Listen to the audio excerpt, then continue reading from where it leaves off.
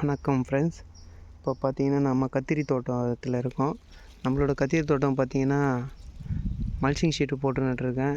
இதில் என்ன இப்போ நம்ம பார்க்கலாம் அப்படின்னு பார்த்தீங்கன்னா, சொட்டு நீரில் வர கத்திரி செடிக்கும் இல்லை பாசனத்தில் வர வாய்க்கால் பாசனத்திலே வர கத்திரி செடிக்கும் என்ன வித்தியாசம் இருக்குது அப்படின்னு பார்க்கலாம். இப்போ பார்த்தீங்கன்னா இது உங்களுக்கு தெரியும், இதெல்லாம் சொட்டு நீரில் போட்டிருக்க லைனு.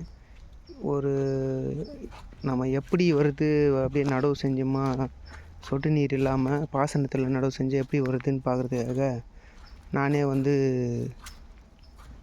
ஒரு ஒரு பக்கமாக சொல்லணும், இது மல்ச்சிங் ஷீட் போடாமல் சொட்டு நீர் இல்லாமல் நட்டு பார்த்துருக்கேன்.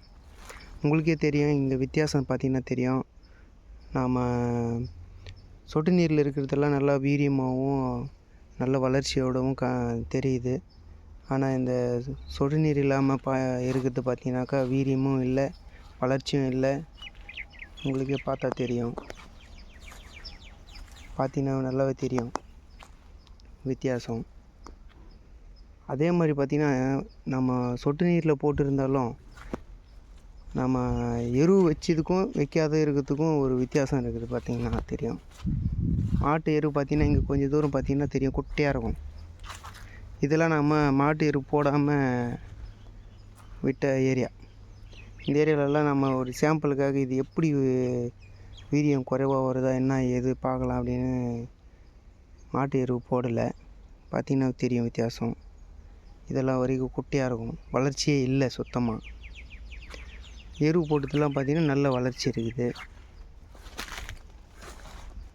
உங்களுக்கு பார்த்திங்கன்னா நல்லாவே தெரியும். இப்போ தான் பூ எடுக்க ஆரம்பிச்சிருக்கு கத்திரிக்காயில். இதுக்கப்புறம் தான் தெரியும் இதோட விளைச்சல் என்ன மாதிரி வருது அப்படின்னு. நான் நட்டுக்கிற ரகம் பார்த்திங்கன்னா சில்லிக்கோடி அப்படின்ற ஒரு ரகத்தை தான் நட்டிருக்கேன். பார்த்திங்கன்னா நல்லா தெரியும், சொட்டு நீரில் உண்மையிலே நல்லாவே வருது. ஆனாலும் இந்த